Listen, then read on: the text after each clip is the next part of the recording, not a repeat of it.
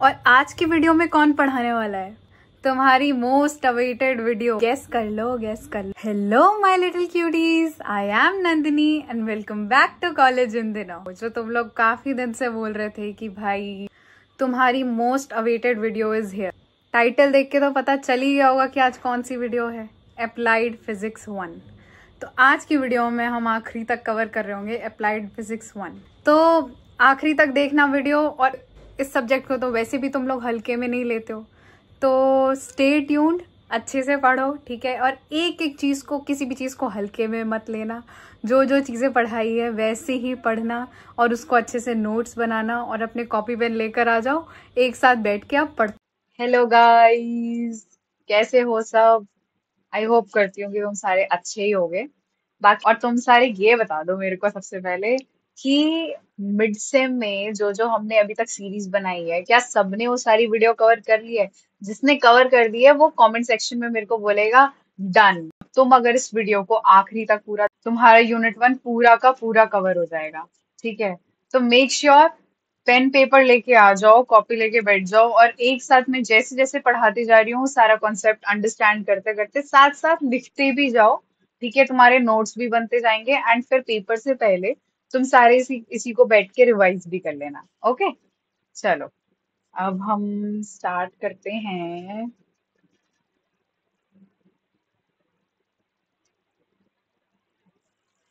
So start with our syllabus. Syllabus is on meraipio.in।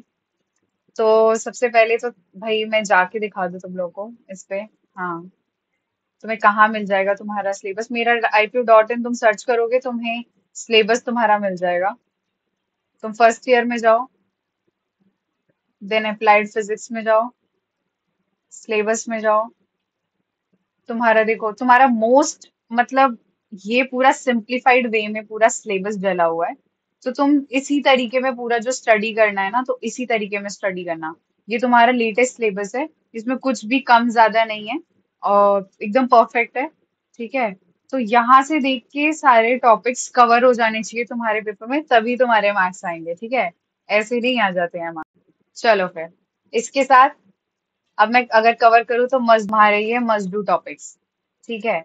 इसमें सबसे पहले हमें system, state and equilibrium cover करना है, जीरोथ लॉ कवर करना है, first law of thermodynamics cover करना है, कैसी स्टैटिक प्रोसेस कवर करना है, कॉन्टिन्यूम मॉडल कवर करना है और एंट्रोपी कवर करना है। भाई अब ये सारे के सारी चीजें कवर्ड हो जानी चाहिए, ठीक है। मस्ट डू टॉपिक्स यानी कि तुम्हें पेपर में एटलीस्ट इतना तो करके जाना पड़ेगा ही पड़ेगा। इसके साथ न्यूमेरिकल्स जो होंगे वो मैं अभी तुम्हें आगे कवर करा दूंगी सारे, ठीक है। और तुम्हारे जितने ग्राफ्स हैं वो सब भी मैं कवर करा दूंगी, ठीक है। तो बस अब तुम्हें तसल्ली से बस बैठना है और तुम्हारा यूनिट 1 कंप्लीट हो जाएगा, ठीक है। Now come to the intro, ठीक है। तो आज हम सबसे पहले स्टार्ट करने वाले हैं थर्मोडायनेमिक्स। तो थर्मोडायनेमिक्स एक्चुअली होता क्या है? ये बहुत सिंपल कॉन्सेप्ट है, बस इसे बना दिया जाता है कि ये बहुत मुश्किल है, ये वो। तुम लोगों ने 11th 12th में भी पढ़ा हुआ है। बाकी इसको थोड़ा और डिटेल में हम यहाँ स्टडी कर लेंगे और कुछ नहीं। थर्मोडायनेमिक्स, ये नाम थोड़ा बड़ा लगता है बट कॉन्सेप्ट बहुत सिंपल है। तो जैसे अब मैं बता दूं, जैसे थर्मो का एग्जैक्टली मतलब होता है हीट, ओके। एंड डायनेमिक का मतलब होता है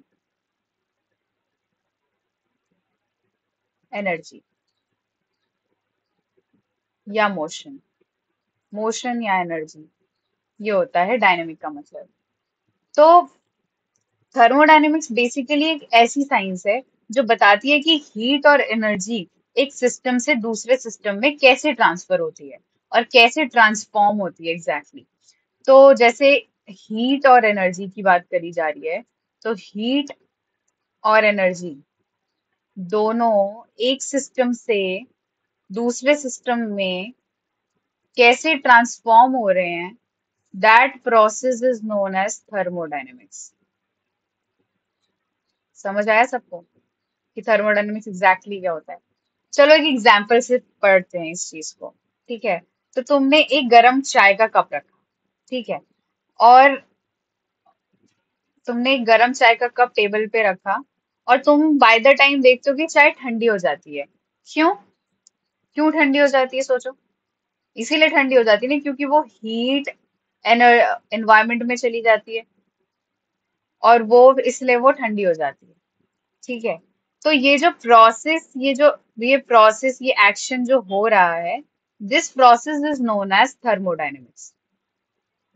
अगर किसी को कॉन्सेप्ट नहीं समझ आया तो दोबारा से वीडियो रिकैप कर लेना और उसको समझ लेना कि थर्मोडायनेमिक्स का बेसिक ये होता है। तुम लोग अगर बेसिक से पढ़ोगे ना, तो भाई तुम्हें ना पढ़ाई बहुत आसान लगेगी। लेकिन तुम बेसिक्स पे अगर ध्यान नहीं दोगे ना, तो तुम्हें समझ ही नहीं आएगा कि जाके कि भाई एग्जैक्टली जीरोस लॉ क्या होता है, फिर सेकेंड लॉ ऑफ थर्मोडायनेमिक्स, फिर कैसी स्टैटिक प्रोसेस क्या होता है। हर चीज को समझने के लिए एक बेस बनना बहुत जरूरी है। वो तुम लोगों को ध्यान में रखना चाहिए। ठीक है। फिर जो थर्मोडायनेमिक्स है, इसी के प्रिंसिपल्स प्रिंसिपल्स कहाँ यूज होते हैं? एग्जाम्पल, कहाँ यूज होते हैं? तुम्हारे इंजन्स में यूज होते हैं, रेफ्रिजरेटर में यूज होते हैं, एसी में यूज होते हैं, इवन इवन पावर प्लांट तक में यूज होता है। ठीक है। मतलब ये सारी चीजों में यूज होते हैं।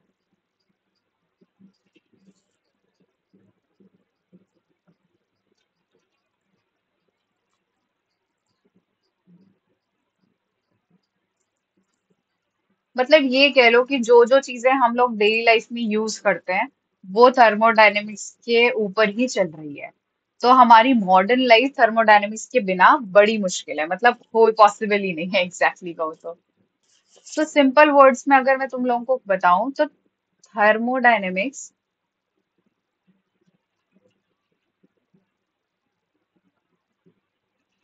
Equals to study of energy, study of energy, heat और वर्क के रिलेशनशिप को कहा जाता है thermodynamics. Okay. Now come to the introduction. अब जैसे तुम लोग को लिखना भी तो होता है। अगर मैं अब ये कहूँ कि अगर मैं एक और साइड ले लेती हूँ, तो अब अगर मैं बताऊं तुम्हारा इंट्रो जैसे थर्मोडायनेमिक्स का,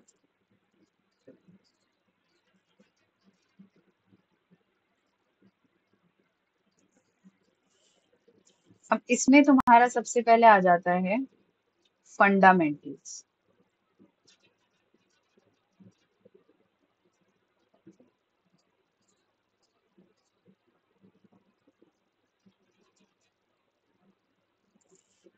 नो, राइटिंग पे मत जाना भाई, राइटिंग बहुत ही गई गुजरी हो रखी है। इसमें सबसे पहले तुम्हारा आ जाता है एनर्जी, सेकंड तुम्हारा आता है वर्क, थर्ड तुम्हारा आता है हीट, एंड फोर्थ तुम्हारा आता है लॉ ऑफ थर्मोडायनेमिक्स। ठीक है। ये चीज आ जाती है तुम्हारी चारों एक साथ। फिर उसके बाद come to the next part. उसके बाद तुम्हारा नेक्स्ट हम पढ़ेंगे क्वांटिनम मॉडल। इसके बाद मैं एक बार तुम्हें ये पूरा एक साथ इसलिए बता दे रही हूँ ताकि तुम्हें पता रहे कि तुम्हें कहाँ क्या क्या पढ़ना है। ठीक है। एजम्पशन होता है इसमें। ठीक है। Matter equals to continuous. इसमें एजम्पशन दिया जाता है। ठीक है। इसमें अजम्पशन करा जाता है कि मैटर कॉन्टिन्यूस वे में है। ठीक है। तो चलो इंट्रोडक्शन से स्टार्ट करते हैं।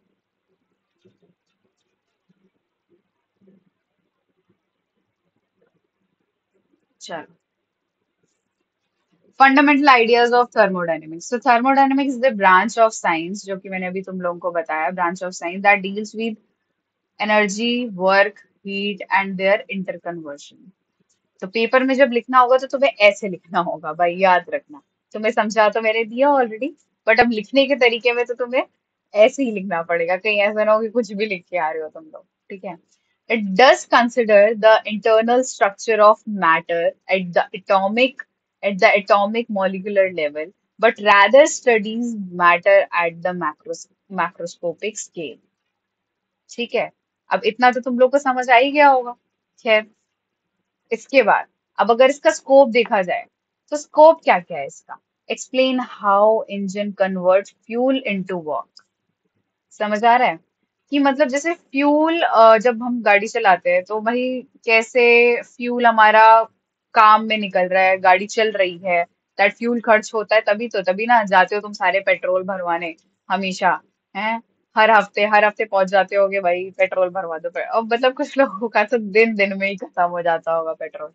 तो फ्यूल इनटू वर्क करने के लिए मतलब एक्सप्लेन यही, ये भी थर्मोडायनेमिक्स एक्सप्लेन करता है। Then explains how refrigerator and air conditioner transfer heat. हमारे एसी और ये हमारे रेफ्रिजरेटर, ये कैसे हीट ट्रांसफर करते हैं। देन पावर जनरेशन कैसे होती है, केमिकल रिएक्शन कैसे आता है, बायोलॉजिकल प्रोसेसेस कैसे होते हैं। इसमें हमारा आता है एक माइक्रोस्कोपिक और मैक्रोस्कोपिक और microscopic. Macroscopic is consider bulk properties, like बड़ी बड़ी प्रॉपर्टीज में कंसिडर होती हैं, लाइक प्रेशर, टेम्परेचर, वॉल्यूम। हाँ। माइक्रोस्कोपिक में यार एटॉमिक और मॉलिक्यूलर इंटरेक्शन टाइप चीजें होती हैं। तो तुम्हें इस चीज को बड़ी फोकस, मतलब तुम्हारे क्वेश्चन पेपर में आ जाएगा। बताओ भाई कि describe thermodynamics with scope and, मतलब तुम अगर तुम्हारा अगर इतना भी आ रहा है ना, अगर दो तीन तीन नंबर का क्वेश्चन भी आ रहा है कि भाई थर्मोडायनेमिक्स एक्सप्लेन करो, तो तुम्हें ये लिखना है पूरा। भाई तुम जितना ज्यादा लिखोगे तुम्हें उतने अच्छे मार्क्स मिलेंगे। ठीक है। कम लिखने से तुम्हारे मार्क्स कटेंगे ही कटेंगे। तो ध्यान रखो, अगर 2 से 3 नंबर का क्वेश्चन है तो भी ये सब लिख दो, को बहुत छोटी चीज है यार, ये बहुत छोटा है। ठीक है। Now come to the next topic, quantum model.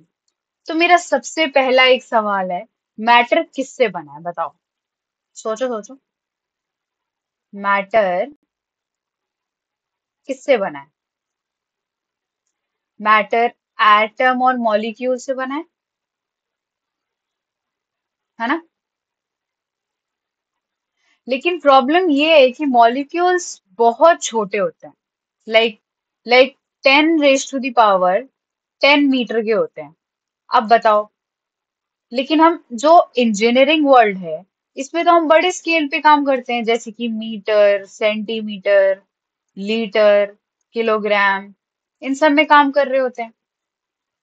तो इसीलिए हम एक एजम्पशन करते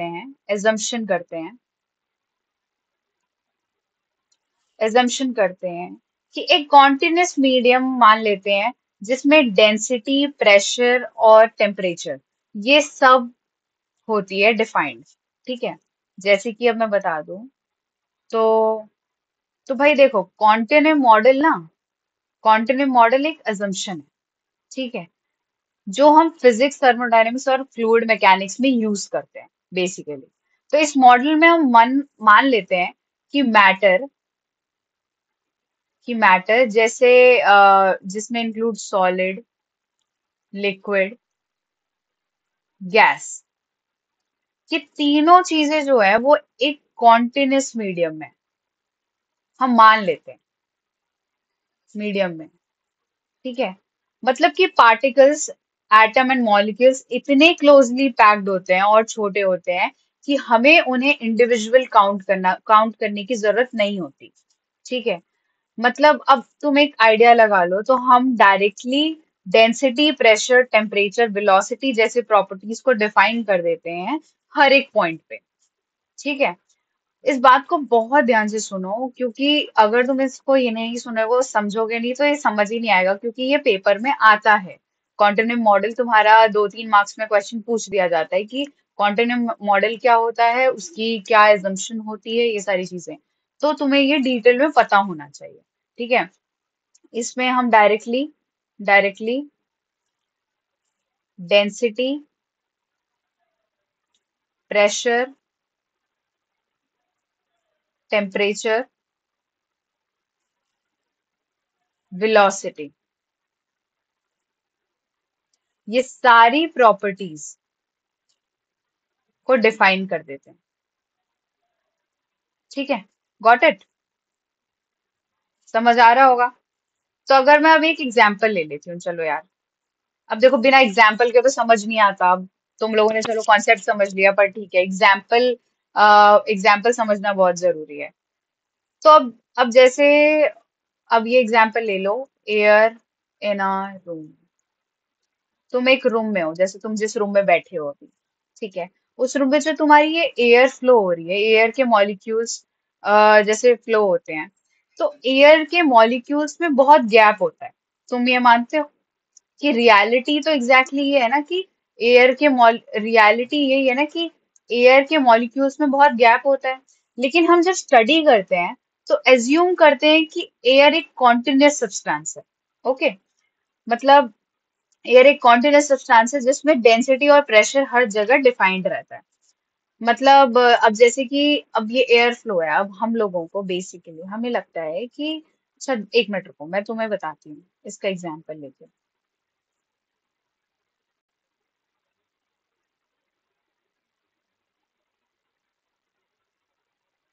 देखो, अब जैसे तुमने एक कंटेनर है, ठीक है, ये एक रूम है, मतलब मैं रूम मान के चलो, ठीक है। तो एक रूम में अब मैं मान लूं ये तुम्हारे एयर पार्टिकल्स हो गए, ओके। और एक और केस अगर इसमें ले लूं, तो तुम्हारा एक हो गया,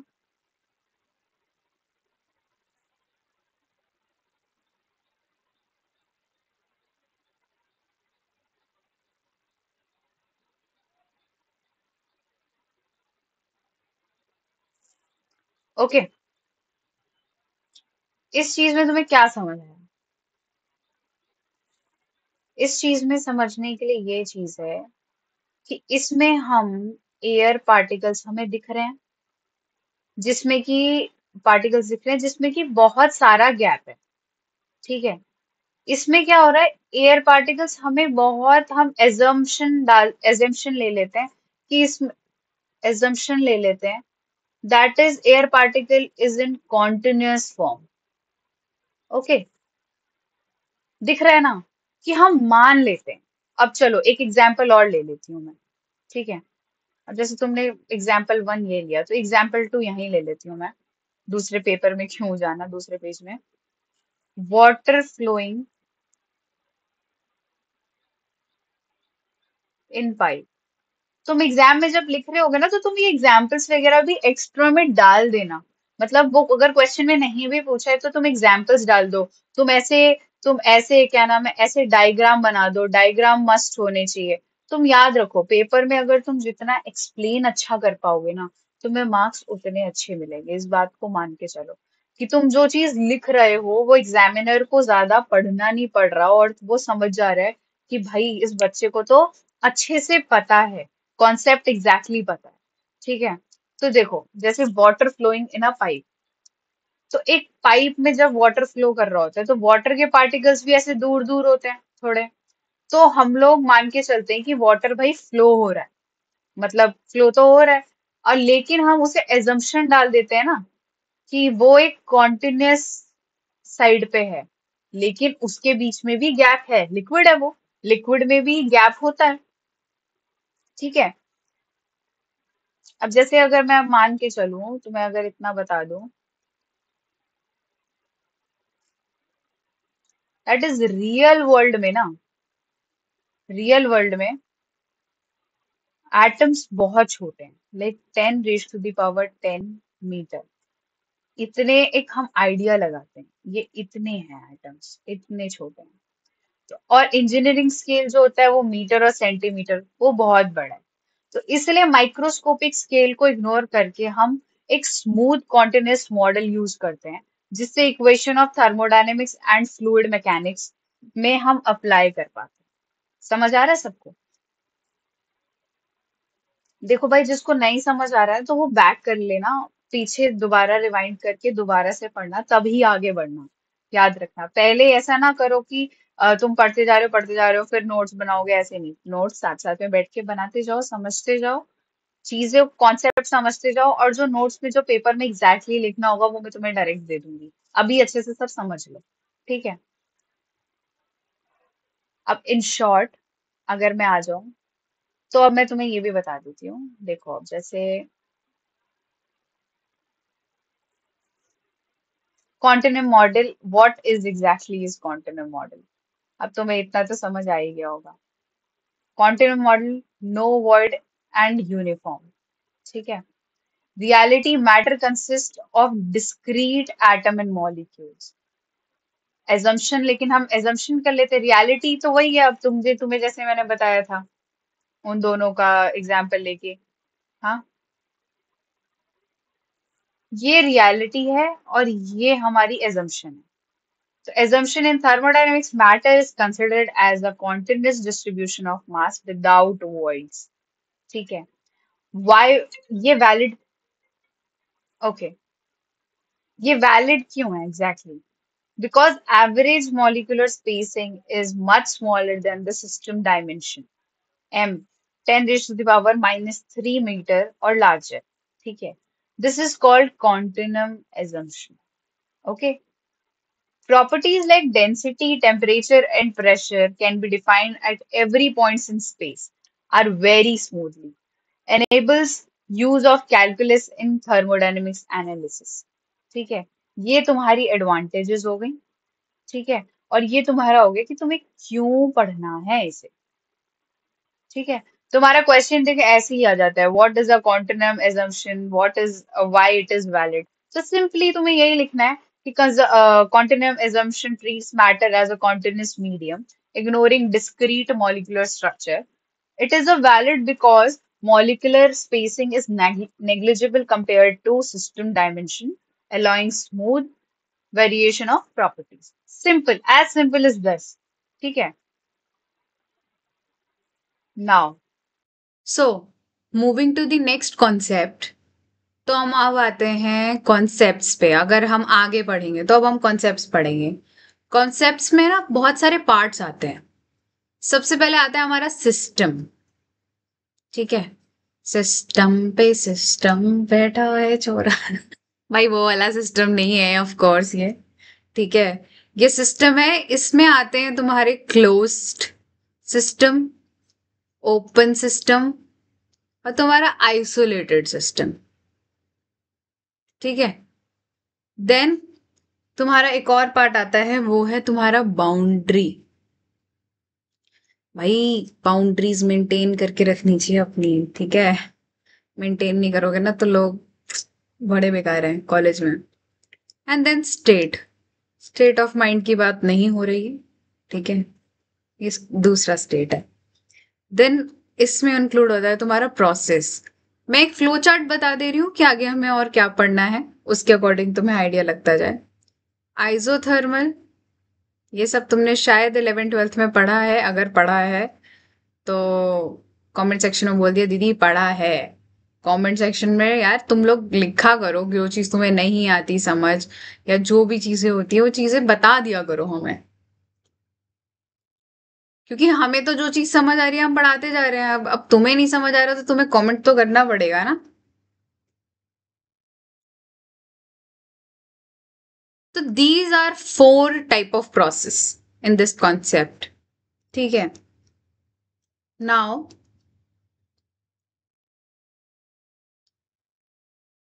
अच्छा, तो मैं ये बता दूं सबसे पहले हम डिफाइन करते हैं सिस्टम को, ठीक है। अम, रुको एक कलर चेंज करते हैं, थोड़ा मजा तो आए।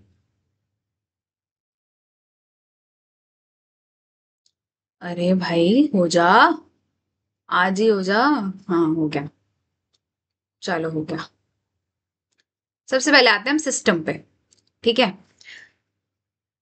सिस्टम मतलब यूनिवर्स का वो पोर्शन जो हम स्टडी करना चाहते हैं एग्जैक्टली, ठीक है। यूनिवर्स का वो पोर्शन है। एक सिस्टम होता है और एक इसी के साथ सराउंडिंग होता है, ठीक है। सिस्टम वो होता है जो हम स्टडी करना चाहते हैं, और स्टडी के अलावा जो हम स्टडी नहीं करते वो होता है हमारा सराउंडिंग। Got it? देन इसमें हमारा आता है सबसे पहले close system, open system, isolated system. Closed system क्या होता है, ओपन सिस्टम क्या होता है, आइसोलेटेड सिस्टम क्या होता है, ये अब मैं तुम लोगों को बताती हूँ। ठीक है, जैसे यहाँ ना, जैसे क्लोज सिस्टम जो होता है, यहाँ मास तुम्हारा फिक्स्ड होता है। ठीक है, बट मास तुम्हारा फिक्स्ड होता है, बट एनर्जी एनर्जी तुम्हारी ट्रांसफर हो सकती है। क्लोज्ड में मैंने जैसे बोला मास फिक्स्ड होता है, ठीक है, बट एनर्जी ट्रांसफर पूरी होती है। ठीक है, अब इसका एक एग्जाम्पल अगर मैं ले लूं तो एक होता है गैस, गैस पिस्टन। पिस्टन सुना है? पिस्टन, जो पिस्टन होता है उसमें जो गैस, पिस्टन सिलेंडर की बात कर रही हूं मैं। ठीक है, ओके, तो क्लोज सिस्टम में यहाँ मास फिक्स्ड होता है, सिर्फ एनर्जी ट्रांसफर हो सकती है। ठीक है, इतना तो समझ आ गया। अब इसमें gas in piston cylinder, gas अंदर फिक्स्ड है लेकिन हीट या वर्क ट्रांसफर हो सकता है इजीली। ठीक है, मतलब अब जैसे अब मान लो, जैसे अगर मैं क्लोज सिस्टम की बात कर लूँ तो ये क्लोज सिस्टम हो गया तुम्हारा। तो ये जो तुम्हारा गैस है ना, वो ये तुम्हारा यहाँ फिक्स्ड है। ठीक है, तुम्हारा ये फिक्स्ड है, समझ आया? लेकिन जो तुम्हारी एनर्जी ट्रांसफर है ना, वो बराबर होती रहेगी। ओके, देन ओपन पे, अगर ओपन सिस्टम पे आ जाओ, तो ओपन सिस्टम में क्या है कि ये कंट्रोल वॉल्यूम, सबसे पहले तो इट कंट्रोल वॉल्यूम। तो अगर ओपन सिस्टम की बात करूं मैं, तो जैसे अगर ऐसा कुछ है तो ये ओपन सिस्टम रहेगा। ठीक है, इतना ओपन है। तो इसमें क्या है, इसमें यहां मास और एनर्जी दोनों क्रॉस होते हैं, यहाँ मास एंड एनर्जी दोनों क्रॉस होते हैं। ठीक है, इसका एग्जाम्पल है टरबाइन, पंप, नोजल। ठीक है, समझ आ रहा है तुम लोगों को? ओपन सिस्टम ये होता है। एंड आइसोलेटेड सिस्टम इज जिसमें दोनों ही नहीं होता, ना तो मास ट्रांसफर होता है और ना ही एनर्जी ट्रांसफर होती है। समझ आ रहा है? अब अगर मैं एक एग्जाम्पल ले लूं, यहां अगर मैं बॉक्स बना देती हूँ, ठीक है, जैसे तुम्हें याद रखने के लिए, that is mass, energy, 3 column बना दिया मैंने। ठीक है, यहाँ तुम्हारा ओपन सिस्टम आ गया, यहाँ तुम्हारा क्लोज सिस्टम आ गया, और यहाँ तुम्हारा आइसोलेटेड सिस्टम। ठीक है, ओपन सिस्टम में तुम्हारा मास ट्रांसफर होता है और एनर्जी भी ट्रांसफर होती है। क्लोज सिस्टम में तुम्हारा एनर्जी ट्रांसफर होती है, तुम्हारा मास ट्रांसफर नहीं होता। तो ये चीज, इसको थोड़ा ब्लैक करते हैं, थोड़ा अलग करते हैं यार, अलग करने से ही तो मजा आता है। अब यहाँ देखो, ये चीज, इस चीज को तुम्हें अपने आप याद रखना है। बस तुम अगर ये टेबल याद करके चलोगे तो तुम्हारा तुम्हारा पूरा सिस्टम तुम डिफाइन कर सकते हो पेपर में आराम से, इजीली इजीली। ठीक है, समझ आ रहा है ना सबको? अगर समझ नहीं आ रहा तो भाई कमेंट सेक्शन में लिख देना कि भाई यहाँ नहीं समझ आया, वो नहीं समझ आया, जो भी चीजें है। अब ये नहीं कि तुम लोग बस पढ़ते जा रहे हो। ठीक है, अब इसके बाद आती है तुम्हारी बाउंड्री। इसके बाद आता है तुम्हारा बाउंड्री। ठीक है, okay, now come to the boundary. ठीक है, बाउंड्री क्या होता है भाई? बाउंड्री बनाना बहुत जरूरी है, नहीं तो कॉलेज लाइफ ऐसी लाइफ है ना कि भाई तुम्हारा दिमाग खराब कर देगी फिर। ठीक है, तो बाउंड्रीज बहुत जरूरी है हर जगह। ठीक है, लेकिन यहाँ वो बाउंड्री की बात नहीं कर रही मैं ऑफ कोर्स, बट उसी से सिमिलर है कुछ। ठीक है, तो सिस्टम को बाहर के सराउंडिंग से सेपरेट करने के लिए जो इमेजिनरी लाइन होती है, वो रियल सरफेस को हम बाउंड्री कहते हैं। ठीक है, तो अब अगर मैं मान लूं, जैसे ये हो गया हमारा सिस्टम। ठीक है, ये हो गया हमारा सिस्टम। ओके, अब ये हो गया हमारा सराउंडिंग, ठीक है। अब जो इसको ये जो सेपरेट बना रहा है ना, ये जो लाइन है, दिस इज द लाइन। अरे यार,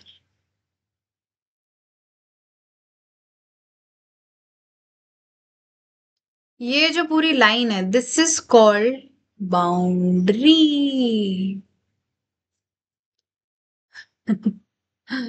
भाई बाउंड्री, ठीक है। ये बाउंड्री फिक्स्ड भी हो सकती है और ये मूवेबल भी हो सकती है। लाइक फिक्स्ड बाउंड्री भी कुछ जगह होती है और मूवेबल भी होती है। तो अगर फिक्स्ड होती है तो वो रिजिड कंटेनर होता है, मतलब थोड़ा स्ट्रांग है, रिजिड कंटेनर होता है अगर फिक्स्ड है तो, ठीक है। और अगर मूवेबल है तो ये तुम्हारा हो जाता है पिस्टन। यू नो पिस्टन ना? हाँ, तो पिस्टन मूवेबल हो जाता है। अब now come to the next part, that is state, ठीक है। अच्छा, एक मिनट में बताती हूँ।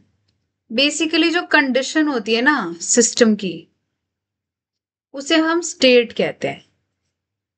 जैसे कि प्रेशर, टेम्परेचर, तुम्हारा हो गया ये वॉल्यूम, एटसेट्रा। ये सारी चीजों को तुम अपना कंडीशन कहते हो सिस्टम के लिए, ठीक है। तो ये सारी प्रॉपर्टीज सिस्टम को डिफाइन करती हैं, ठीक है। अब अगर स्टेट का मैं एग्जांपल ले लूं, that is state of ideal gas is fully defined by two independent proper state of ideal gas is fully defined by two independent properties, ठीक है। that is हाँ, तो एग्जाम्पल अगर मैं ले लूं, तो example state of idol gas is fully defined by two independent properties. Got it? वो दो कौन है? जो system is dependent on two properties, which is mechanical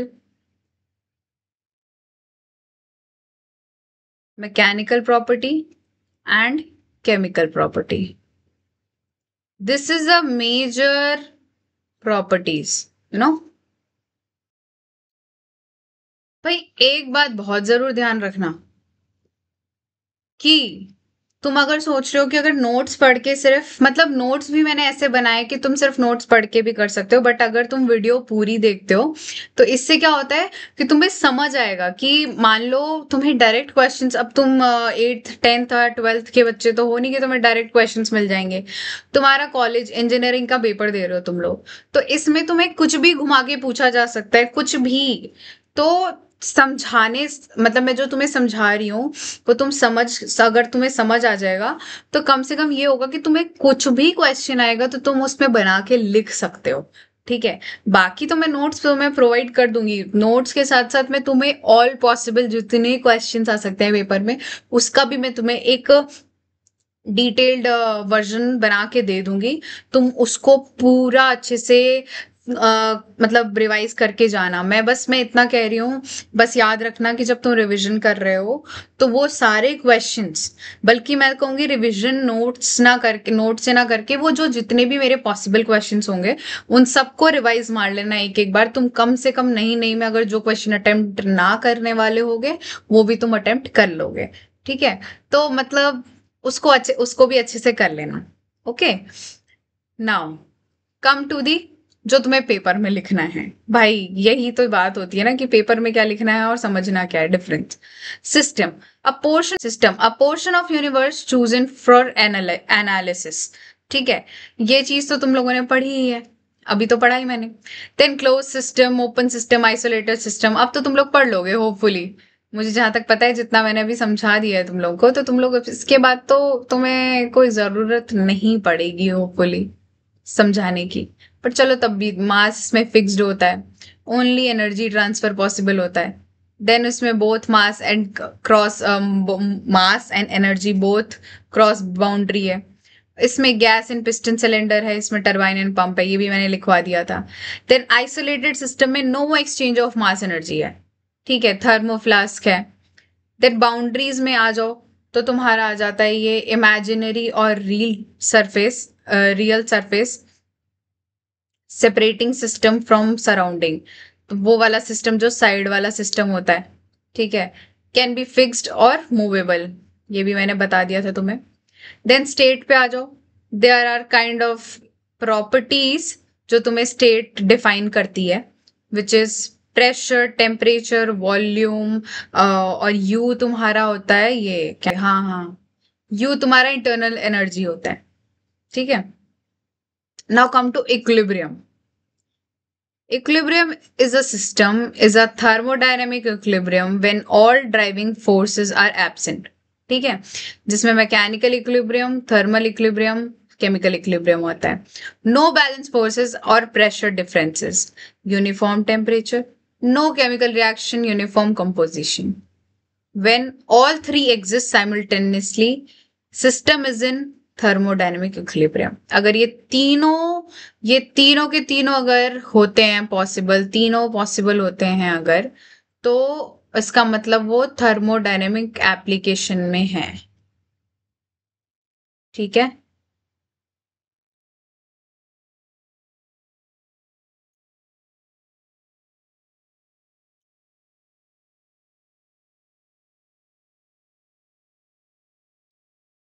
then come to the next.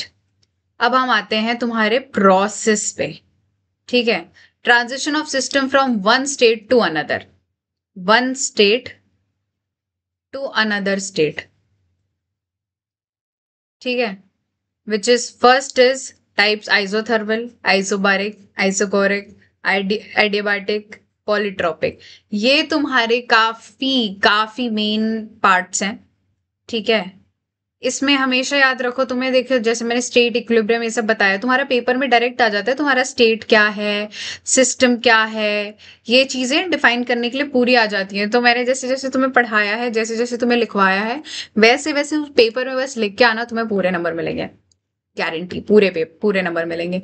Plus तुमने जो मैंने थोड़ा बहुत डायग्राम बना के एक्सप्लेन करा है, वो भी चीजें तुम्हारी आ जानी चाहिए, ठीक है। उसके बाद ये आता है, एंड साइकिल में हम अभी आगे पढ़ेंगे, दैट कार्नोट साइकिल और रैंकिन साइकिल, इसके बारे में हम अभी आगे पढ़ेंगे, ठीक है। Stay tuned, stay tuned. भाई, एक तो सबसे पहली बात है ना कि हमारे एग्जाम्स हमेशा नवरात्रि में पड़ जाते हैं भाई। गरबा, कौन कौन गरबा जाता है भाई? जिसे जिसे गरबा पसंद है वो कमेंट सेक्शन में मेरे को बोलेगा कि भाई गरबा, गरबा हमें पसंद है, ऐसा करके कुछ तो कमेंट करना, गरबा पार्टनर ऐसा टाइप, हैशटैग गरबा डाल देना, ठीक है। भाई आई तो लव गरबा भाई। बट स्टिल एग्जाम्स हैं, ये है, बट स्टिल मैं तो मैनेज करूंगी इस चीज को, अब किसी तरह से एग्जाम भी मैनेज करके प्लस उसके साथ साथ गरबा भी चले जाएंगे, ठीक है भाई। पूरे साल वेट करते हैं इस चीज का, लेकिन फिर उसके बाद इसी टाइम पे एग्जाम भी पड़ जाते हैं। College life is all about this यार, कि पढ़ते रहो और पढ़ाई करते करते पढ़ाई के साथ साथ अपना एंजॉय भी करते रहो। अगर दोनों चीजें बैलेंस नहीं करोगे तो एक चीज ज्यादा हो जाएगी, एक चीज कम होगी। या सिर्फ पढ़ते रह जाओगे और कुछ एक्सप्लोर नहीं कर पाओगे, और एक्सप्लोर करते रह जाओगे तो फिर पढ़ाई कुछ नहीं करोगे, ठीक है। One state to another state जाता है, जब सिस्टम एक स्टेट से दूसरे स्टेट में जाता है तो उसे हम प्रोसेस बोल देते हैं, ठीक है। ये चीज तो मैंने बता ही दी। देन आइसोथर्मल में हमारा क्या होता है, टेम्परेचर हमारा कांस्टेंट होता है। आइसोबारिक में हमारा प्रेशर कांस्टेंट होता है। आइसोकोरिक में हमारा वॉल्यूम कांस्टेंट होता है। और एडियाबैटिक में हमारा हीट ट्रांसफर 0 होता है। और पॉलीट्रॉपिक में हमारा पीवी की power n equals to constant होता है। ठीक है। तो अगर तुम पेपर में अगर लिख रहे हो तो तुम पेपर में अगर इतना भी लिख के आते हो ना, उसे एक्सप्लेन करके आते हो, तो भाई तुम्हें पूरे के पूरे 4 नंबर मिल जाएंगे। ठीक है। आइसोथर्मल में टेम्परेचर कांस्टेंट होता है, आइसोबारिक में प्रेशर कांस्टेंट होता है, आइसोकोरिक में वॉल्यूम कांस्टेंट होता है, और एडियाबाइटिक में हीट ट्रांसफर जीरो हो जाता है, पॉलीट्रॉपिक में पीवी इक्वल्स टू कांस्टेंट हो जाता है, तुम्हारा प्रेशर और वॉल्यूम दोनों के दोनों। तो अब इसके बाद, और अगर सिस्टमिक सीक्वेंस ऑफ प्रोसेस के बाद अपनी इनिशियल स्टेट पे वापस आ जाए, तो उसे हम साइकिल बोलते हैं। समझ आ रहा है? तो उसी उसी को हम ये साइकिल बोल देते हैं, और साइकिल हमारा कार्नोट साइकिल और रैंकिन साइकिल है। तो इसे अभी मैं आगे पढ़ाऊंगी। ठीक है। तो चलो बढ़ते हैं अब हम इसी के साथ नेक्स्ट टॉपिक पे। Equation of state. Equation of state exactly है क्या, ये बताओ। थर्मोडायनेमिक्स में किसी भी सिस्टम की कंडीशन या स्टेट डिफाइन करने के लिए स्टेट वेरिएबल्स यूज होते हैं, जैसे पीवीटी। ठीक है। पीवीटी हमारे यूज होते हैं। इन तीनों के बीच जो मैथमेटिकल रिलेशन बनता है उसे इक्वेशन ऑफ स्टेट बोलते हैं। ठीक है। पीवीटी पता होगा, तुम लोगों ने शायद पढ़ा होगा। शायद क्या यार, पढ़ा ही होगा यार। PV equals to NRT. याद आ रहा है किसी को? अगर याद, जिसको चलो याद नहीं है तो भी मैं बता दूंगी हर चीज, कोई दिक्कत नहीं है यहाँ भी। तो ये जो पीवीटी का जो रिलेशन है ना, जो बन रहा है, इसे कहते हैं हम इक्वेशन ऑफ स्टेट। इसे बोलते हैं हम इक्वेशन ऑफ स्टेट, ईओएस। ठीक है। इसका जनरल फॉर्म क्या है? इसका जनरल फॉर्म है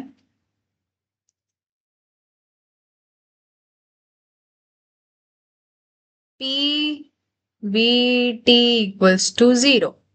मतलब अगर हमें दो वेरिएबल का पता हो तो तीसरा, मतलब जैसे हमें अगर पी वी, मान लो पी वी पता है तो हम टी निकाल लेंगे, और हमें वी टी पता है तो हम पी निकाल लेंगे, या हमें पी टी पता है तो हम वी निकाल लेंगे। तो ये होगा ईओ, हम ईओएस की हेल्प से, इक्वेशंस के हेल्प से हम कोई भी एक निकाल लेंगे। ठीक है। फिर उसके बाद हमारा आता है ideal gas equation. Ideal gas equation, यही ना जो हम पढ़ रहे हैं अभी, ideal gas equation. Valid when gas behaves ideally, low pressure and high temperature. ठीक है। लो प्रेशर और हाई टेम्परेचर।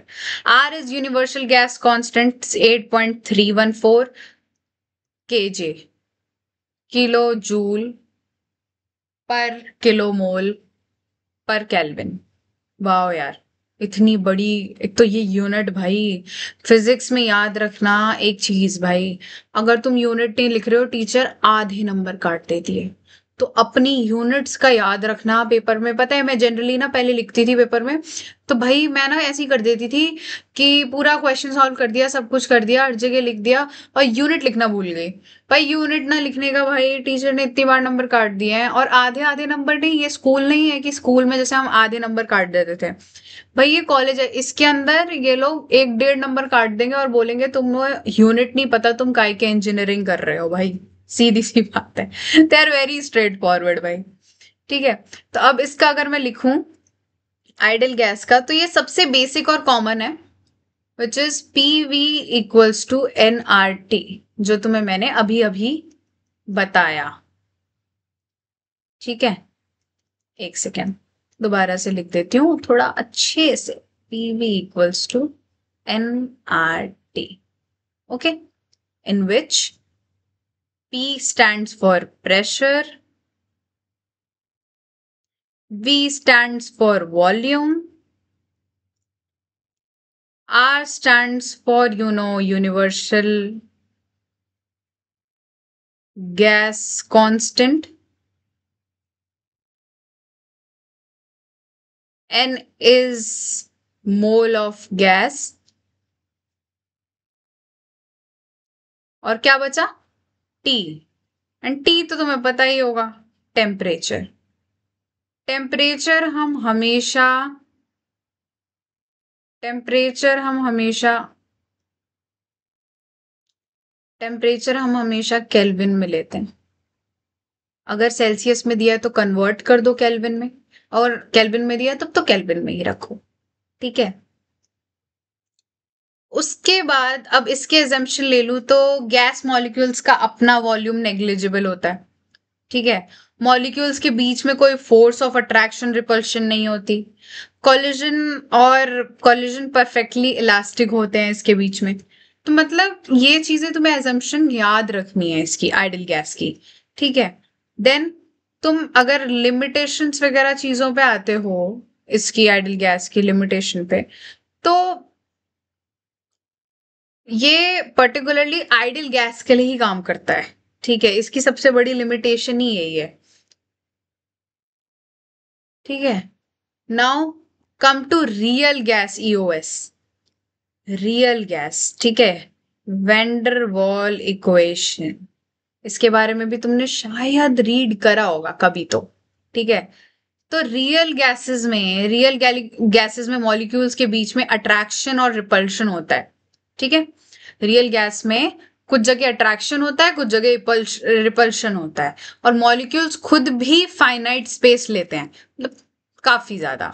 इसलिए आइडियल गैस लॉ मॉडिफाई करना पड़ता है इसको थोड़ा, मतलब एक तरह से रियल गैस में वैंडरवॉल इक्वेशन के लिए, इसमें रियल गैस के जो पीवीएनआरटी है इसको हमें थोड़ा सा मॉडिफाई करना पड़ता है फॉर एडजस्टमेंट। जैसे लाइफ में हम एडजस्टमेंट करते हैं, वैसे ही हमें इसमें भी एडजस्टमेंट करनी पड़ती है। तो बेसिकली नॉर्मल सा तो पीवीएनआरटी था यार। ठीक है, बट उसको एडजस्ट करने के लिए तो हम थोड़ा सा हमें इसको रिफाइन करना पड़ेगा। तो रिफाइन में हमारा क्या आएगा फॉर्मूला, दैट इज पी, नहीं थोड़ा सा बेटर लिख, that is P plus A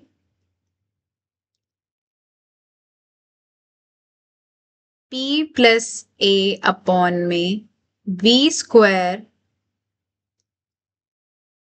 and V M minus B.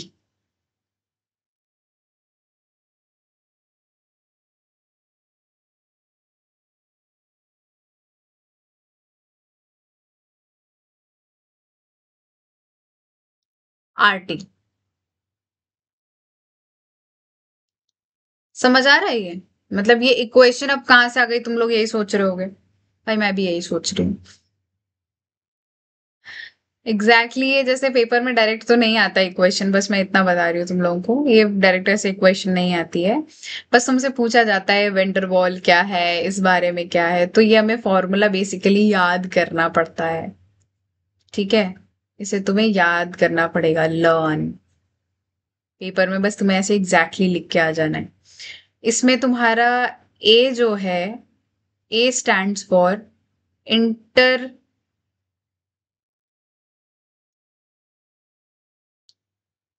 Inter molecular attraction constant.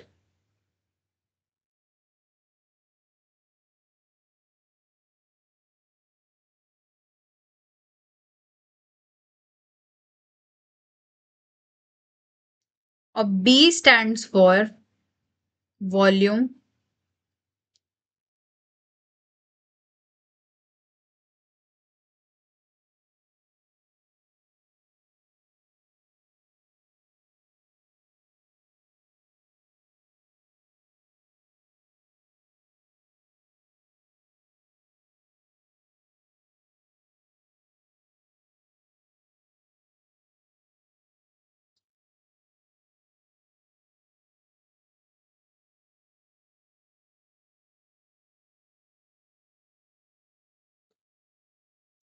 ठीक है, ये तुम्हारा ए बी वी एम सब हो गया।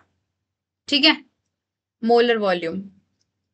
अब जब भी तुम कोई इक्वेशन लिख रहे होगे, इस चीज को याद रखना, जब भी आप कोई इक्वेशन लिख रहे हो तो आपने जैसे पीवीएनआरटी ये लिखा, ठीक है, जैसे अभी आपने ये पीवीएनआरटी लिखा, तो इसमें आपने जैसे मैंने ये लिखा ना कि P stands for pressure, V stands for volume, R stands for universal gas constant, N stands for N stands for moles of gases, T stands for temperature। ये चीज लिखना बहुत इंपॉर्टेंट है। अगर तुम सिर्फ फॉर्मूला लिख के और ये स्टैंड्स फॉर नहीं लिख के आओगे तो तुम्हारे आधे मार्क्स कट जाएंगे। तो ध्यान रखना, हमेशा फॉर्मूला लिखो और ये जरूर लिख के आओ। अगर मान लो तुम्हें कोई एक न्यूमेरिकल आ जाता है तुम्हारे पेपर में, ठीक है, सपोज, तो वो न्यूमेरिकल में अगर तुम्हें वो सॉल्व नहीं करना आता तो तुम्हें क्या करना होता है, तब तुम ये बस फॉर्मूला लिखो और it stand for this this this this करके और तुम एक पेज भर दो कम से कम, ठीक है, जिससे तुम्हें क्या होता है, टीचर को पता होता है कि बच्चे को चलो आता तो है बट वो थोड़ा सॉल्व नहीं कर पाया, ठीक है, तो वो कोई इशू नहीं होता। उसमें तुम्हें नंबर अच्छे खासे, अगर तुम्हारा मान लो 5 नंबर का क्वेश्चन है तो तुम्हें 2.5 से 3 नंबर मिल जाएंगे, 2.5 और 3 नंबर्स मिल जाएंगे, ठीक है।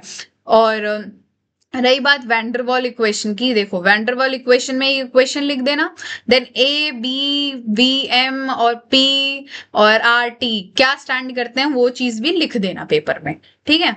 ऐसे ही पेपर लिखा जाता है बेटा, ध्यान रखो, ठीक है।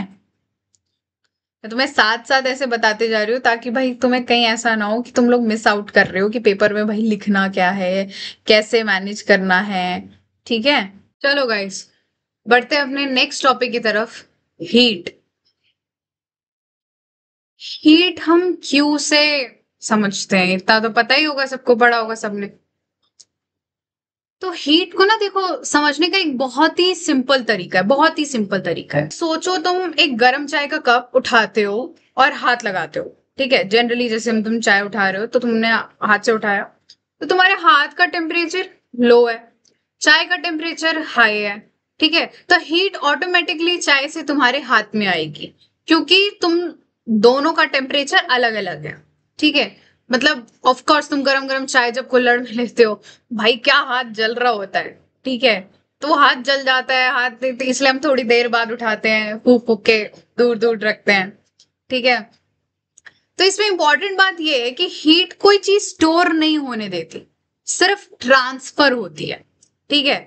वो स्टोर नहीं करती हीट, हीट ट्रांसफर हो जाती है तुरंत। मतलब अभी गर्म हुआ पिज्जा, ठंडा हो गया, खाना गर्म था ठंडा हो गया, तो ये चीज होती है हीट का पर्सपेक्टिव, ठीक है। जैसे अब पानी है वो ग्लास के अंदर स्टोर रहता है, वैसे हीट स्टोर नहीं होती। कभी देखा है कि एक ग्लास में हीट स्टोर हो जाए? नहीं, वो तो नहीं होती। हीट बस एक जगह से दूसरी जगह फ्लो कर सकती है और कुछ नहीं करती। समझ आ रहा है? अब तुम मान लो अगर तुम सिस्टम को गर्म करते हो, लाइक अगर तुम सिस्टम को हीट करते हो तो तुम्हारा प्लस क्यू हो जाएगा, ठीक है, तुम्हारा क्यू प्लस में चला जाएगा, ठीक है, तुम्हारा क्यू प्लस में चला जाएगा। और अगर तुम सिस्टम से तुम्हारी हीट रिलीव होती है, निकल रही है, तो क्यू तुम्हारा माइनस में चला जाता है, ठीक है।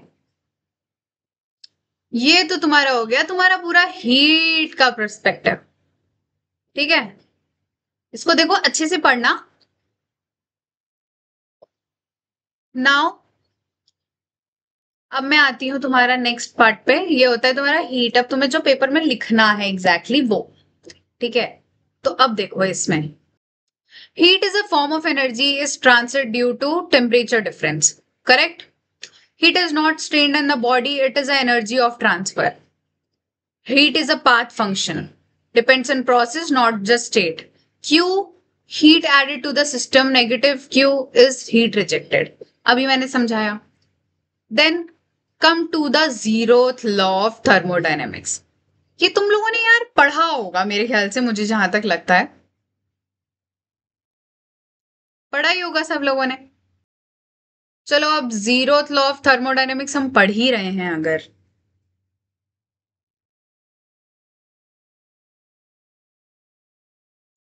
चलो अब इसको थोड़ा रेड करते हैं यार, टॉपिक थोड़ा रेड में लिखते हैं ताकि समझ आए ना। Zeroth law of thermodynamics. Zeroth law क्या होता है? हाँ, हमने सुना है first law, second law, zeroth law भी पढ़ा है, वैसे पता होगा तुम लोगों को। भाई अगर पता है तो गवर्नमेंट करो सारे के सारे जीरोथ लॉ। पता है? चलो ठीक है। कोई नहीं, मैं ही बताती हूँ। ठीक है, मान लो तुम्हारे पास एक आइसक्रीम है और तुम्हारे हाथ और तुम्हारा थर्मामीटर है। ठीक है, आइसक्रीम और थर्मामीटर को टच करते हो तो दोनों कुछ टाइम बाद सेम टेम्परेचर पे आ जाते हैं। ठीक है, हाथ और थर्मामीटर को टच करते हो तो वो भी सेम टाइम पे टेम्परेचर पे आ जाते हैं। मतलब आइसक्रीम और हाथ का टेम्परेचर थर्मामीटर के थ्रू कंपेयर कर सकते हो। ठीक है, दोनों केसेस में कंपेयर कर सकते हो। यही रीजन है कि थर्मामीटर काम करता है। अगर ये लॉ ना होता तो हम टेम्परेचर मेजर ही नहीं कर पाते। समझ आ रही है? ठीक है, तो इसका लेकिन चलो मैं एक स्टेटमेंट बता देती हूँ। अगर सिस्टम ए और सिस्टम बी एक सिस्टम सी के साथ एक थर्मल इक्विलिब्रियम में है तो ए और बी भी आपस में थर्मल इक्विलिब्रियम में होंगे। इसको अगर मैं तुम्हें एक ड्रॉ करके बता दूं तो अगर A plus B equals to thermal equilibrium,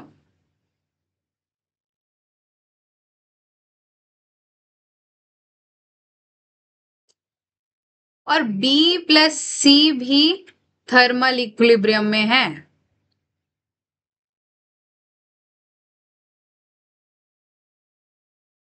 first equation second equation, equation 1 and 2 के we get that A plus C equals to thermal equilibrium, है ना? मतलब A और B अगर थर्मल इक्विलिब्रियम है और B और C थर्मल इक्विलिब्रियम तो A और C भी थर्मल इक्विलिब्रियम होगा। Got it? इसका एक एग्जाम्पल ले लेती हूँ। जैसे अब मान लो एक आइसक्रीम है। अब चलो हम लेते हैं एक आइसक्रीम। ठीक है, एक आइसक्रीम है और एक भाई तुम लोगों का हाथ है। भाई मेरी ड्राइंग ड्राइंग पे मत जाना। ठीक है, एक तुम्हारा हाथ है, एक तुम्हारी आइसक्रीम है और एक थर्मामीटर है। ठीक है, थर्मामीटर है। ओके, मुझे पता है भाई ड्राइंग खराब है, बट मत जाओ उस पे, मैं पेन से ड्रॉ कर रही हूँ। ठीक है, तो तुम्हारा एक आइसक्रीम हो गया, एक तुम्हारा हैंड हो गया, एक तुम्हारा थर्मामीटर हो गया। तब ये ए बी सी, अब ये दोनों मिलकर आइसक्रीम और हाथ जब मिलता है तो जब तुम थर्मामीटर को आइसक्रीम से टच करते हो, आइसक्रीम से थर्मामीटर को जब टच करते हो तो दोनों का टेम्परेचर सेम हो जाता है एक टाइम के बाद। हो जाता है, मतलब ए और सी को एक साथ टच करते हो तो टेम्परेचर सेम हो जाता है एक टाइम के बाद। सॉरी, इसको हटाती हूँ, थोड़ा सा जगह नहीं हो रही। ए एंड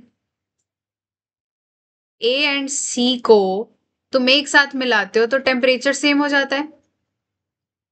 ठीक है, देन उसके बाद हैंड को और थर्मामीटर को मिलाते हो तो भी टेम्परेचर थोड़ी देर बाद सेम हो जाता है ना? तो इसका मतलब क्या हुआ कि अगर जब तुम आइसक्रीम और मतलब हाथ को, एक बात बताओ, ऑब्वियस सी बात क्या है, सी कॉमन हो रहा है।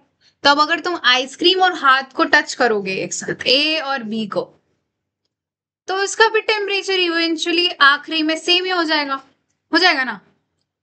तो अब तुम्हें डायरेक्टली कंपेयर करने की जरूरत ही नहीं है। तुम जानते हो कि अगर थर्मामीटर का टेम्परेचर आइसक्रीम के इक्वल है और थर्मामीटर का टेम्परेचर तुम्हारे हाथ के इक्वल है तो आइसक्रीम और हाथ का आपस में इक्विलिब्रियम सेम होगा ना? तो इतना तुम्हें समझ आया है कि इस ये प्रोसेस हो कैसे रहा है?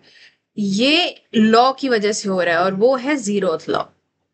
ठीक है, अगर जीरोथ लॉ नहीं होता तो हमें टेम्परेचर ही नहीं पता चल रहा होता है। ठीक है, ये लॉ टेम्परेचर के बेस पर है, इसी वजह से हम थर्मामीटर डिजाइन कर पाते हैं एग्जैक्टली। ठीक है, अगर ये लॉ ना होता तो टेम्परेचर मेजर ही नहीं कर पाते हम, क्योंकि हमें पता ही नहीं लगता कि थर्मामीटर का रीडिंग इक्वल है सिस्टम के या नहीं है। ठीक है, तो हम वही नाप ही नहीं पाते। तो अब अगर जैसे अगर अगर तुम्हें इस एग्जाम्पल से इस एग्जाम्पल से समझ आ गया है तो आई थॉट, मैं समझती हूँ कि अच्छी बात है। जिसको समझ आ गया वो आगे बढ़ जाना, जिसे नहीं समझ आया वो अभी भी रुक सकते हैं। मैं एक और एग्जाम्पल दे देती हूँ, ठीक है। लो भाई, तुम्हें मैं ना जब तक समझाऊंगी जब तक मुझे पता है कि भाई तुम्हें समझ ना आया या जो भी है। जिसे समझ नहीं आया वो रुक जाना, जिसे समझ आ गया है वो आगे बढ़ जाना, ठीक है। तो नेक्स्ट अगर मैं एग्जांपल दूं तो एक मान लो राजू नाम का बच्चा है, ठीक है। माइटी राजू, माइटी राजू देखा है तुमने? ओके, माइटी राजू भाई, हम तो डोरेमोन वाले हैं भाई। We love Doraemon. शिनचैन वाली पार्टी कौन है भाई? कमेंट सेक्शन में ना मेरे को वो क्या कहते हैं, शिनचैन और डोरेमोन वाले भाई कमेंट सेक्शन में कमेंट कर देना कि भाई हम तो डोरेमोन वाले हैं और हम तो शिनचैन वाले हैं, ठीक है। ठीक है, मेजोरिटी यहाँ कौन सी पब्लिक आ रही है, डोरेमोन वाली या शिनचैन वाली, वो मुझे देखना है, तो इसके लिए कमेंट करना है, ठीक है। देन एक राजू है और एक मोहन है, ठीक है। दोनों का वेट सेम है, ठीक है। जब वेट मशीन पे करा तो इन दोनों का वेट सेम हो गया, ठीक है। देन मोहन एंड सोहन, इन दोनों का भी वेट सेम है, ओके। इन दोनों का भी वेट सेम है। तो क्या तुम्हें नहीं लगता कि राजू और सोहन, इन दोनों का वेट भी सेम होगा? समझ आ रहा है मैं क्या कह रही हूं? अब तो समझ ही आ गया होगा। वही प्रॉपर्टी टेम्परेचर के लिए जीरोथ लॉ में यूज होती है, ठीक है। टेम्परेचर के लिए जीरोथ लॉ में यूज होता है यही टाइप। मैं ये एग्जांपल इसलिए दिया कि तुम्हें हो सकता है डेली लाइफ के एग्जांपल्स ज्यादा समझ आएंगे। इंसान को कोई कई एग्जांपल्स नहीं समझ आते, बट मैंने कहा चलो ठीक है यार, तुम लोग तो क्यूटीज हो ना, तो तुम्हारे लिए तो कर ही सकते हैं, ठीक है। चलो, अब हम बढ़ते हैं नेक्स्ट टॉपिक पे अपने। नहीं, चलो अभी ये एग्जाम के पर्सपेक्टिव से जो लिखा हुआ है वो भी देख लो साथ साथ में, ठीक है। If two systems are in thermal equilibrium with the third system, ठीक है, they are also a thermal equilibrium with each other. समझ आ गया ना? इसका कहने का मतलब ये है, A equals to B equals to C, then A equals to C। Okay, understanding, got it. Basis for temperature measurement and thermometer, इतना तो समझ ही आ गया होगा भाई। अब देन वर्क पे आते हैं, ठीक है। अब जैसे हमने हीट के बारे में पढ़ा, जीरोथ लॉ के बारे में पढ़ा, तो अब हम वर्क के बारे में पढ़ेंगे। Work, energy transfer associated with force acting through a displacement, ठीक है। फटाफट ऐसे ही पढ़ते जाओ, और मुश्किल से 2 3 4 टॉपिक्स बचे हैं, अब वो भी खत्म हो जाएंगे टाइम के साथ। तो तुम्हारा यूनिट 1 यूं खत्म। तो तुम्हारे 30 में से तुम्हारे 15 मार्क्स तो पक्के हो गए, ठीक है। यही पक्के हो जाएंगे तेरे, तुम्हारे ये वीडियो खत्म होते होते तक, ठीक है। उसके बाद यूनिट 2 15 क्या, तुम्हारा 20 मार्क्स इसी में, लाइक 1.5 यूनिट आ रही है ना, तो तुम्हारा 20 मार्क्स यही कंफर्म हो जाएंगे। 10 मार्क्स बचेंगे और 10 मार्क्स मैं नेक्स्ट वीडियो में तुम्हारा कवर कर दूंगी, यूनिट 2 भी, ठीक है। भाई पढ़ लो सारे यार। चलो चलो, मस्ती वस्ती अपनी जगह है, पढ़ाई वढ़ाई भी होती रहनी चाहिए, समझ आ रहा है? तो बेसिकली क्या है कि वर्क एक एनर्जी ट्रांसफर है जो जो तब होता है जब फोर्स एक डिस्प्लेसमेंट के साथ एक्ट करती है। समझ आया? नहीं समझ आया? चलो, energy transfer associated with force acting through a displacement. अब इसका मतलब क्या है? वर्क एक एनर्जी ट्रांसफर है जो तब होता है जब फोर्स एक डिस्प्लेसमेंट के साथ एक्ट करती है। समझ आ रही है? लाइक जब दोनों फोर्स और डिस्प्लेसमेंट एक साथ एक्ट करते हैं, ठीक है। तो अब इसके साथ अगर मैं थर्मोडायनेमिक वर्क पे आ जाऊं, कैसी स्टैटिक एक्सपेंशन एक्सपेंशन जो मैंने तुम्हें पहले बताया था कि ये आ जाता है तुम्हारे पेपर में, तो इसका एक W इक्वल्स टू PdAV, अगर इसे मैं इस फॉर्म में लिखूं तो ये DW equals to P D B. इस फॉर्म में भी आता है, इस फॉर्म में भी आता है। ठीक है। Work is also a path function, same.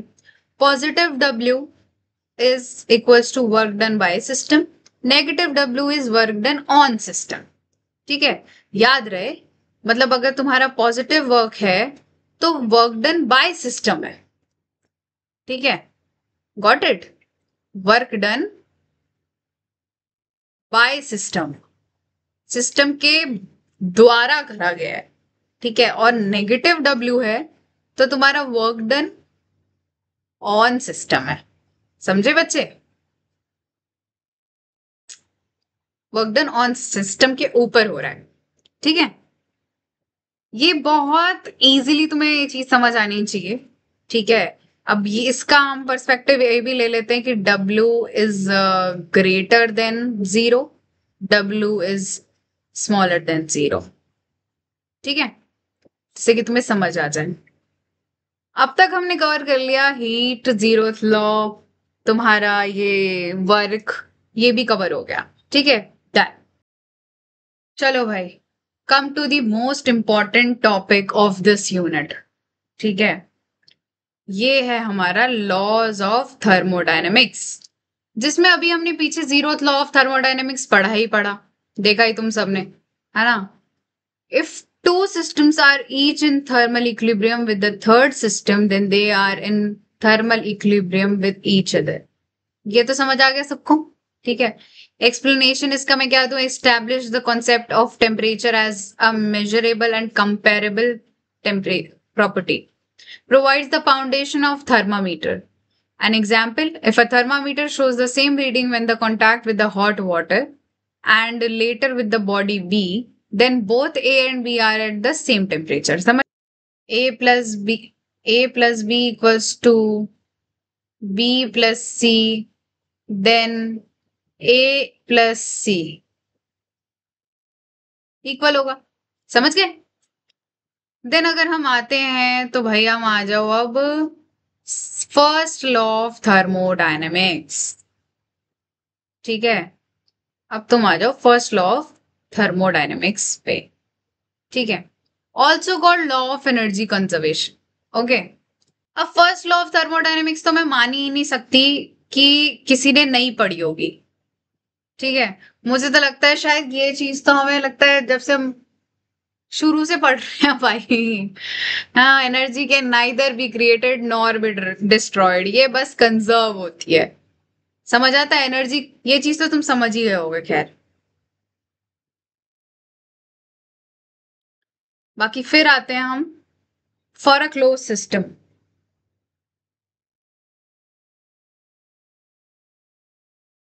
Delta U equals to Q plus W। Okay, ये बताता है हमारा first law of thermodynamics. Change in internal energy 0U, Q और W। ठीक है, पेपर में जब आता है ना कि अगर फर्स्ट लॉ ऑफ थर्मोडायनेमिक्स लिख रहे हो तो तुम ये तो लिखोगे energy can neither be created nor be destroyed, it can only change one form to another. ये चीज तो लिखोगे तुम, एक्सप्लेनेशन में तुम ये चीज लिखोगे, also called law of energy conservation. Then the for a close system delta U equals to Q plus W। ठीक है, तो इसमें तुम्हें ये वेयर करके ये चीज लिखनी होगी, change in internal energy, heat added to system और work done by the system. ठीक है, फॉर साइकिल है Q net equals to W net. समझ आता है? ये मिला के। देन अब आ जाओ तुम एप्लीकेशन पे। In piston cylinder devices heat supplied to gas is partly used to increase internal energy and partly to do work. ठीक है, then basis of all energy balance calculation in engine, turbines and compressor or refrigerator। भाई इसे अच्छे से याद रखना तुम लोग, क्योंकि आगे तुम्हें पेपर्स में आगे जब तुम पढ़ोगे और थर्मोडायनेमिक्स वगैरह नेक्स्ट सेमेस्टर और ये सब, तो तुम्हें ये सारी चीजें आनी चाहिए। आनी ही चाहिए, जरूरी है, इम्पोर्टेंट। समझ आ रहा है? अब इसकी लिमिटेशंस देख लूं तो does not give direction of process and can not predict feasibility, only deals with quantity of energy not quality. ठीक है, only deals with quantity of energy not quality, quality पे नहीं होता, क्वांटिटी ऑफ एनर्जी पे ही deal करता है ये। समझ आ रहा है? अब जैसे अगर मैं इसका एक एग्जाम्पल ले लूं, अगर मतलब फर्स्ट लॉ का, तो इसका एग्जाम्पल एक होगा जैसे सिलेंडर है हमारे पास। वाह, नाइस लग रहा है। सिलेंडर में जैसे हमने गैस को गर्म कर दिया, ठीक है, देन हीट सिस्टम में आ गई, आ गई, ठीक है। उसने पिस्टन, जो पिस्टन होता है, पिस्टन को पुश करा, ठीक है, पिस्टन को पुश करा, ऐसे पिस्टन को पुश करा, और बाकी एनर्जी गैस के मॉलिक्यूल्स की इंटरनल एनर्जी में स्टोर हो गई, जो इंटरनल एनर्जी है जो कि डेल्टा यू है उसमें स्टोर हो। समझ आया ये?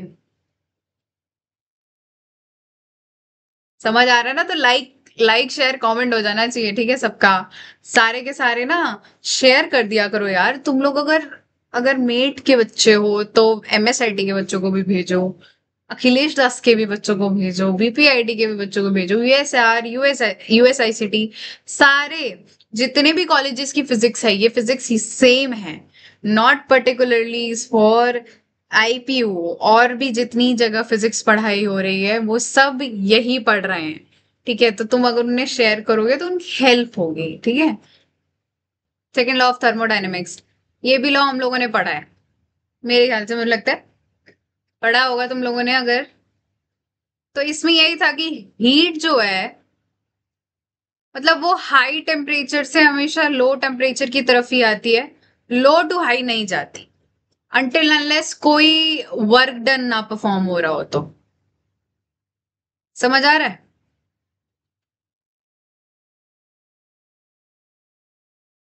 ठीक है, तो यही है। The second law of introduces the concept of direction and irreversibility. In this two equivalent statements are perform. Kelvin एक साइंटिस्ट थे और क्लॉसियस भी एक साइंटिस्ट थे, ये दोनों ने एक एक स्टेटमेंट दी थी अपनी, विच इज, केल्विन ने अपना एक डेफिनेशन दिया था, it is impossible to construct a cyclic device heat engine that converts all the heat supplied into work without rejecting some heat to a low temperature reservoir. ठीक है, मतलब 100% efficient heat engine possible ही नहीं है, kelvin कहते हैं। ठीक है, 100% हीट इंजन पॉसिबल ही नहीं है। हीट हमेशा कुछ वेस्ट हो ही जाएगी, कुछ वेस्ट हो ही जाती है। दैट एग्जाम्पल अगर ले लूं तो स्टीम, अगर एग्जाम्पल ले लूं तो स्टीम पावर प्लांट, इन विच वो उसमें से भी हीट रिजेक्ट हो जाती है। ठीक है, देन कम, अच्छा ये चीज याद रखना, ठीक है, ये चीज याद रखना, Q in is not equals to W work out, Q N is not equals to work out. ठीक है, वर्कआउट की बात नहीं करें, डब्ल्यू मतलब डब्ल्यू आउट, ठीक है।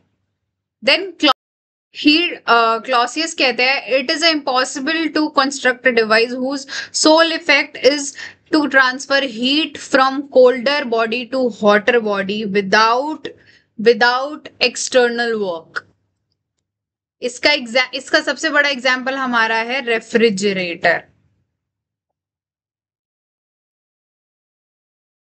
रेफ्रिजरेटर में हम कोल्ड टू हीट ट्रांसफर करते हैं, और वो भी एक्सटर्नल वर्क की वजह से। Without work it is not possible, भाई it is literally not possible. ठीक है, तो अब मैं इसकी एक्सप्लेनेशन एक्सप्लेनेशन पे आ जाती हूँ। जो कि no engine is 100% efficient. Heat will not spontaneously flow from cold to hot. Introduces the concept of irreversibility and entropy. Application: heat engine, steam engine, IC engine, gas turbines. और application refrigerator and heat pumps है. And mathematically form में अगर मैं जाऊं तो mathematical form में ये कहता है, आ जाएगा तुम्हारा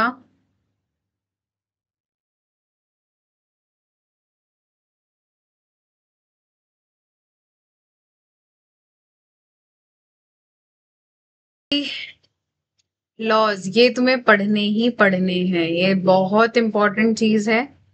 ये तुम्हारी आती ही आती पेपर में है, तो इसे इग्नोर करके बिल्कुल भी मत चलना तुम अगर सोच रहे हो तो. ठीक है, ये तुमने पढ़ लिया. इसका की पॉइंट टेम्परेचर है, बेसिस ऑफ थर्मामीटर है. First law: energy cannot created nor be destroyed, only transform. Energy conservation है इसका key point. And energy balance, heat work conversion. Then second law में heat cannot fully convert to work, heat does not flow cold to hot, and entropy, reversibility and efficiency of process limits direction of process. ठीक है, ये तुम्हारा हो गया. अब इसमें तुम्हें एक चीज याद रखनी है, दैट इज साइन कन्वेंशन. ये चीज अच्छे से याद रखना. क्यों? क्योंकि ये तुम्हारे क्वेश्चंस में यूज होता है. क्यू अगर बड़ा है 0 से तो heat added to system. Okay, अगर क्यू छोटा है 0 से then heat rejected by system. Then उसके बाद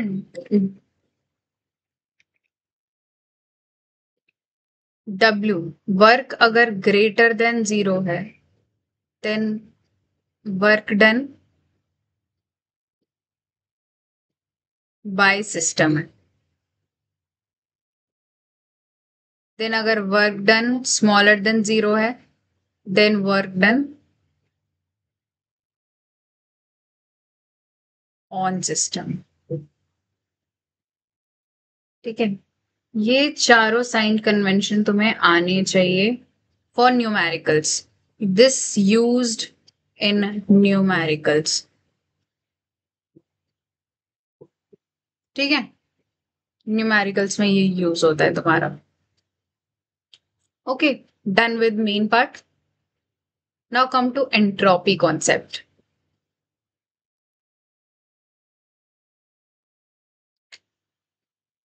hit that like button. End तक आ गए हो तो भाई जय माता दी लिख देना सारे. ठीक है, जोश से पढ़ो. अच्छे से पढ़ोगे तो फिर गरबा में भी जा पाओगे, तो ध्यान से पढ़ो सारे के सारे. ठीक है, मजे मस्ती मारो भाई, गरबे में जाओ, फोटोज वीडियोस बनाओ, पोस्ट करो, जो करना चाहते हो वो सब करो. पढ़ो भी और अपना काम भी करो, मजे मस्ती भी मारो. ओके, तो अब बात करते हैं हम अपने लास्ट टॉपिक की तरफ. एंट्रोपी क्या होता है? ठीक है, entropy is nothing but is a thermodynamic property that measures the degree of disorder, randomness or unavailability of energy for useful work in a system. Entropy exactly क्या है? एंट्रोपी एक मेजर ऑफ डिसऑर्डर है system के molecules में. और thermodynamics में entropy का मतलब होता है कितनी एनर्जी इरिवर्सिबली वेस्ट होती हो गई है और वर्क में कन्वर्ट नहीं हो पा रही. वो जो एनर्जी बचती है, लाइक जो एनर्जी कन्वर्ट नहीं हो पा रही और वो वेस्ट हो रही है और वो वर्क में भी नहीं जा पा रही. Getting my point? लाइक कितनी एनर्जी इरिवर्सिबली वेस्ट हो गई है और वर्क में कन्वर्ट नहीं हो पा रही, उस एनर्जी को ही कहते हैं एंट्रोपी. यहां जैसे लिखा हुआ है हमने, entropy is a thermodynamic property that measures the degree of disorder, the randomness, or unavailability of energy of useful work and system. तो ये इंट्रोड्यूस करा गया था रोडोल्फ क्लॉसियस. क्लॉसियस स्टेटमेंट तुम लोगों ने अभी पढ़ा जस्ट. उसमें यही था ना कि कोल्ड से हॉट होता है, और वो भी किस वजह से होता है, जब वर्क कुछ ना कुछ एक्सटर्नल एनर्जी जरूर लगती है, एक्सटर्नल एनर्जी लगती है वर्क के लिए, तभी जाके कोल्ड टू हॉट होता है. ठीक है. तो क्लॉसियस ने डिफाइन करा था entropy change as ds equals to delta Q upon में टी, हीट रिवर्सिबल. ठीक है. ये हो गया तुम्हारा formula for a reversible process. ठीक है. Then come to the physical meaning.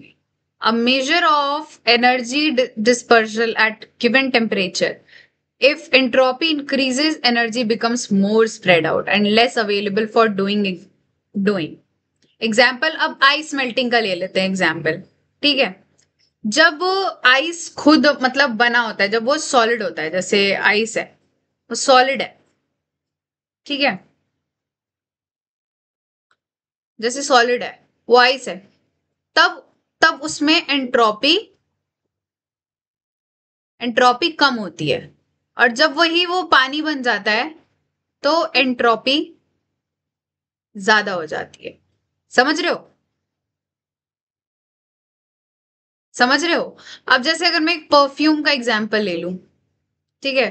Perfume जब तक बॉटल में है तुम्हारी, ठीक है, तुम्हारी परफ्यूम बॉटल में है, तब तक एंट्रोपी इसका क्या होगा, कम होगा.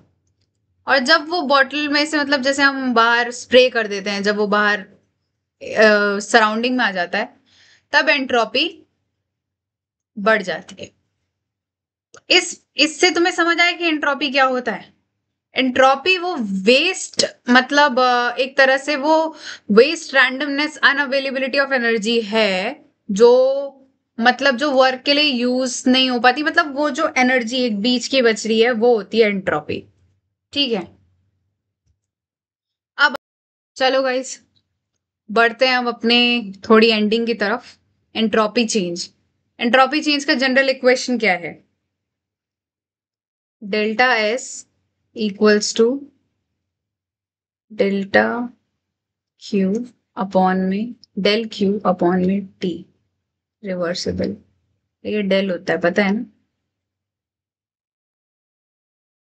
ये होगा हमारा जनरल इक्वेशन. ठीक है.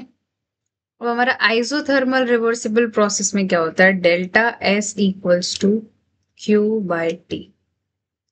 और एडियाबाइटिक रिवर्सिबल प्रोसेस में अगर मैं कहूं तो डेल्टा एस इक्वल्स टू 0. ये आइसेंट्रोपिक.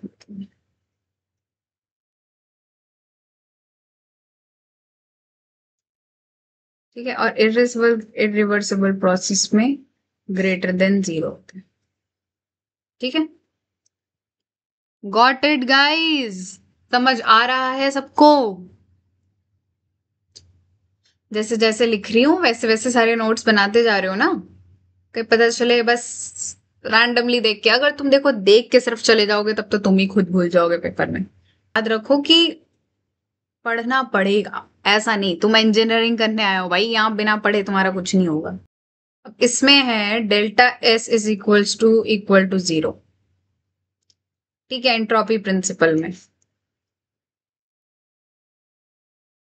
इक्वल टू है रिवर्सिबल और ग्रेटर देन है इरिवर्सिबल. ठीक है. इसी के साथ आपका एंट्रोपी भी खत्म होता है. ये वाओ गाइस, वेल डन. अपने लिए एक ताली बजा दो. ये पूरा तुम्हारा थ्योरी खत्म हो गया. ठीक है. अब मैं तुम्हें न्यूमेरिकल कराऊंगी जो तुम्हारे टू दी पॉइंट पेपर में पहुंच जाते हैं क्वेश्चंस. ठीक है. इसके बाद मैं तुम्हें न्यूमेरिकल कराऊंगी. और इसके साथ साथ मैं तुम्हें सारे इंपॉर्टेंट क्वेश्चंस भी दे दूंगी। ठीक है, तो वो इंपॉर्टेंट क्वेश्चंस सारे के सारे एटलीस्ट एक बार रीड गो थ्रू जरूर करके जाना एग्जाम से पहले। ठीक है, तो ये सारा जो नोट्स था, ये नोट्स भी बनाना ताकि तुम्हें याद रहे, और फिर उसके बाद न्यूमेरिकल करना ताकि तुम्हें समझ आए फिर। तो भाई फिर अब एंट्रोपी कॉन्सेप्ट के बाद अब हम आ जाते हैं तुम्हारे ऑल पॉसिबल क्वेश्चन के ऊपर कि APQ। ठीक है, जो तुम्हारे जितने पॉसिबल क्वेश्चंस हैं, जितने आ सकते हैं पेपर में, इसी में से बीच में से कोई क्वेश्चन आएगा तुम्हारा यूनिट 1 से ज्यादातर थ्योरी आएगी। जो भी न्यूमेरिकल अगर आना होगा तो वो आएगा तुम्हारा यूनिट 2 से। ठीक है, तो इस बात की फिक्र मत करो कि न्यूमेरिकल और ये सारी चीजें कहाँ हैं, वो यूनिट 2 में आएंगी, वेव्स एंड ऑसिलेशन में। बस अब तुम्हें क्या करना है कि ये जितने भी क्वेश्चंस मैंने कराए हैं, ये जितने भी हैं, तुम्हें बस ये सारे एक बार रिवाइज कर लेने हैं। Close system, open system, isolated system, then zeroth law again आ गया तुम्हारा। ठीक है, ये मैंने तुम्हें पूरा एक्सप्लेन कर दिया था, कैसे पेपर में लिखना है उस तरीके में भी मैंने लिख के दे दिया है तुम्हें। तुम्हें बस इसको याद करना है, अच्छे से पढ़ लेना, समझा मैंने दिया ऑलरेडी तुम लोगों को। और अच्छे से अब इसको पढ़ पढ़ के और फिर पेपर दे देना सारे। ठीक है, जैसे अब ये state and explain of second law of thermodynamics also give the limitation of the first law, ये भी पेपर में आता है, ये बड़ा इंपॉर्टेंट क्वेश्चन है तुम्हारा। ये सेकेंड लॉ तो मेरे टाइम पे ही आ गया था फर्स्ट ईयर में, तो ये तो मेरे को याद है भाई, उस टाइम छोड़ दिया था क्योंकि याद नहीं था ना, मतलब उतना याद नहीं था तो इसलिए छोड़ दिया था। फिर उसके बाद तुम्हारा आ गया ये quantum approach in thermodynamics, quantum model तुम्हारा जो मैंने बताया वही ये भी है, पूरा वही एक्सप्लेन करना है। ठीक है, फिर उसके बाद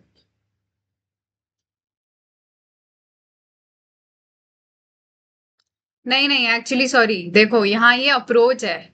ओ देखो, मैंने भी अभी गलती कर दी, मॉडल यहाँ पूछा है। अप्रोच में matter is treated as continuous, मतलब उसमें क्या क्या हो रहा है बेसिकली वो तुम लोगों को बताना है, और कॉन्टिन्यूम मॉडल में एग्जैक्टली बताना है कि उसमें क्या क्या प्रॉपर्टीज होती हैं, क्या क्या यूज हो रहा है, ये सारी चीजें बतानी है। और फिर उसके बाद आ जाओ तुम्हारा ये एंट्रोपी आ जाता है। एंट्रोपी मैंने तुम्हें अभी अभी जस्ट एक्सप्लेन करा पूरा, ये फॉर्मूला सारे फॉर्मूलेस तुम्हें याद होने चाहिए भाई एक जगह।